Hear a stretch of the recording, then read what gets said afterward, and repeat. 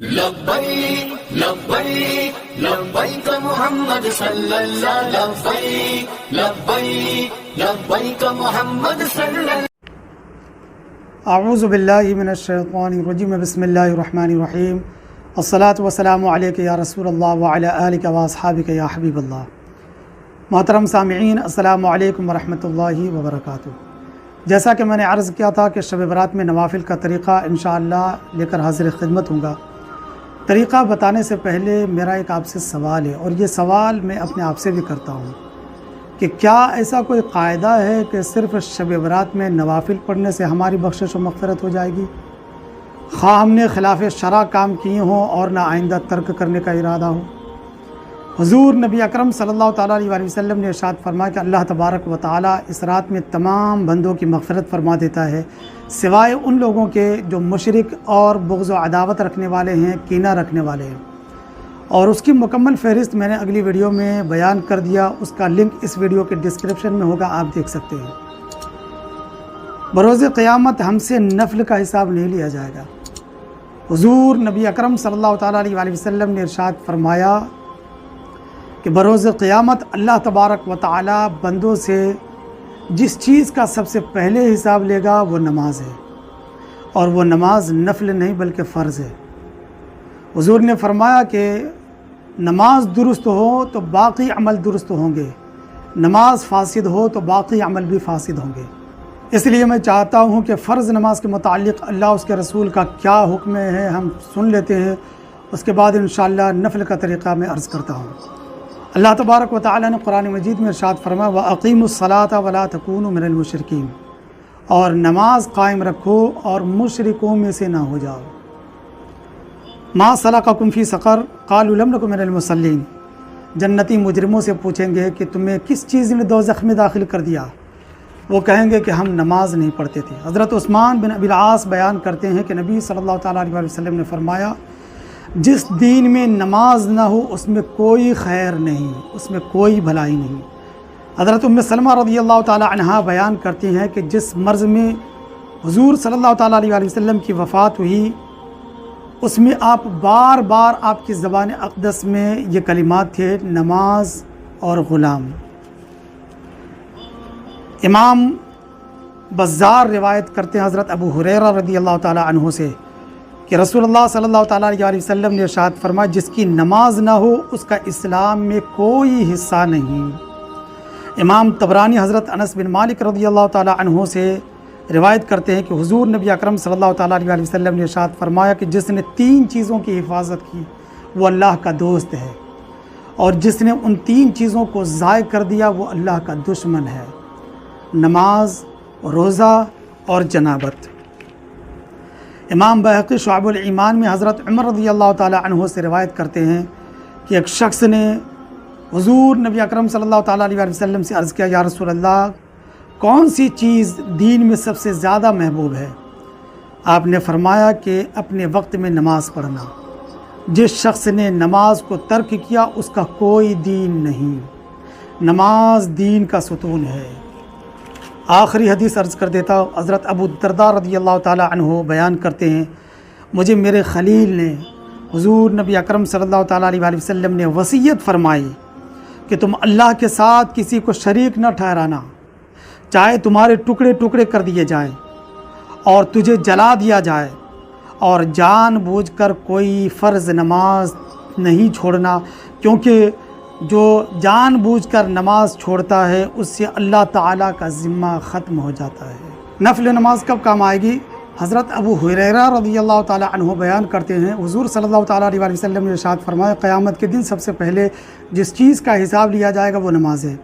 اگر وہ مکمل ہوئی تو مکمل لکھی جائے گی، اور اگر اس میں کچھ کمی ہوئی تو کہا جائے گا کہ دیکھو اس کی کچھ نفل نمازیں ہیں جن سے اس کے فرض کی کمی پورا کر دیا جائے، پھر باقی اعمال کا اسی طرح حساب لیا جائے گا. زیادہ وقت نہیں لوں گا، شب برات میں جو نوافل ہیں وہ میں عرض کر دیتا ہوں. سب سے پہلے علامہ احمد یار خان رحمۃ اللہ تعالیٰ علیہ نے بہت ایک خاص بات ذکر فرمایا شب برات کے حوالے سے کہ شب برات میں بیری کے 7 پتے لے کر ان کو پانی میں جوش دے کر جب پانی نہانے کے قابل ہو جائے تو اس سے غسل کرے، انشاءاللہ سارا سال جادو کے اثرات سے محفوظ رہیں گے۔ بعد مغرب جو 6 رکعت نماز ادا کی جاتی ہے، ہمارے ہاں اہتمام کے ساتھ ادا کی جاتی ہے، اور دیگر شہروں میں بھی یہ اہتمام ہے۔ مجھے اس کا اصل حوالہ تو نہیں مل سکا، لیکن اس میں کوئی قباحت نہیں ہے، علماء نے اپنی اپنی کتابوں میں ذکر کیا ہے۔ اس کی ترکیب یہ ہے کہ بعد مغرب 6 رکعت نماز 2 رکعت کر کے پڑھیں، اور ہر 2 رکعت کے بعد سورہ یاسین شریف 1 مرتبہ پڑھیں، اور دعائے نصف شعبان۔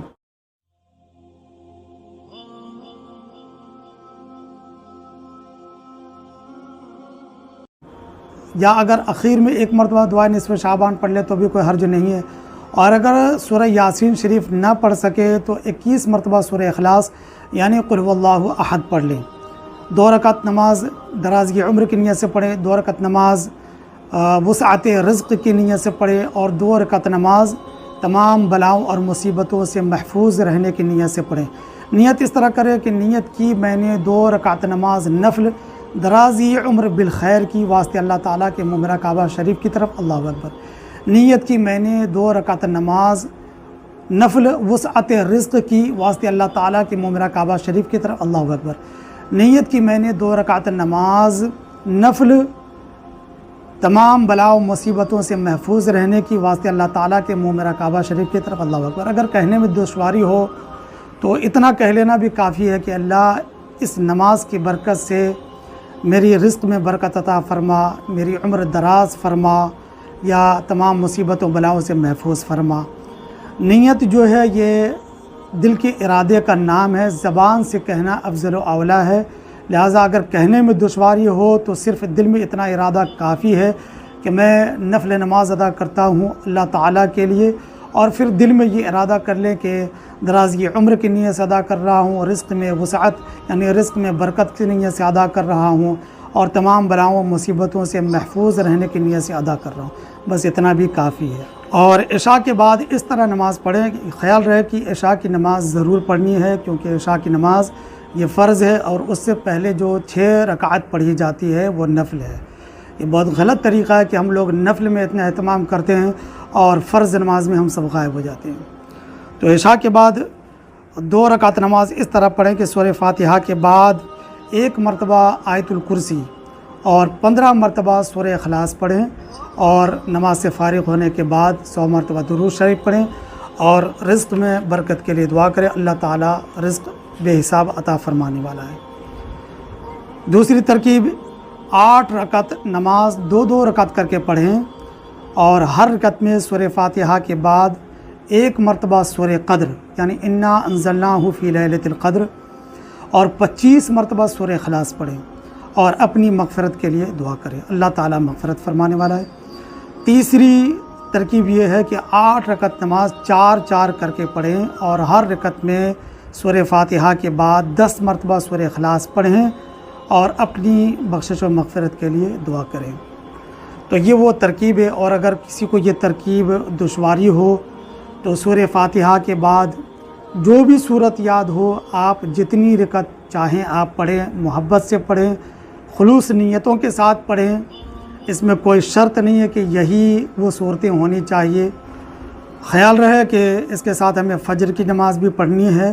حضرت عمر رضی اللہ تعالیٰ عنہ کے زمانے میں ایک نوجوان فجر کی جماعت میں حاضر نہ ہو سکا، حضرت عمر رضی اللہ تعالیٰ عنہ اس نوجوان کے گھر تشریف لے گئے، دروازہ کٹکھٹایا، والدہ باہر آئی، آپ نے فرمایا کہ وہ نوجوان جماعت میں کیوں حاضر نہیں ہوا؟ تو والدہ نے کہا کہ رات بھر جاگ کر یہ نفل نماز ادا کرتا رہا، اس لیے جماعت میں حاضر نہیں ہو سکا۔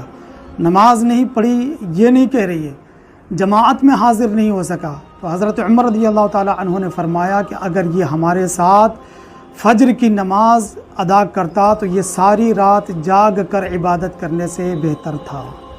اللہ تعالیٰ ہم سب کو کہنے اور سننے سے زیادہ اس پر غور و فکر کی توفیق عطا فرمائے اور نیک عمل کی توفیق عطا فرمائے۔ السلام علیکم ورحمۃ اللہ وبرکاتہ۔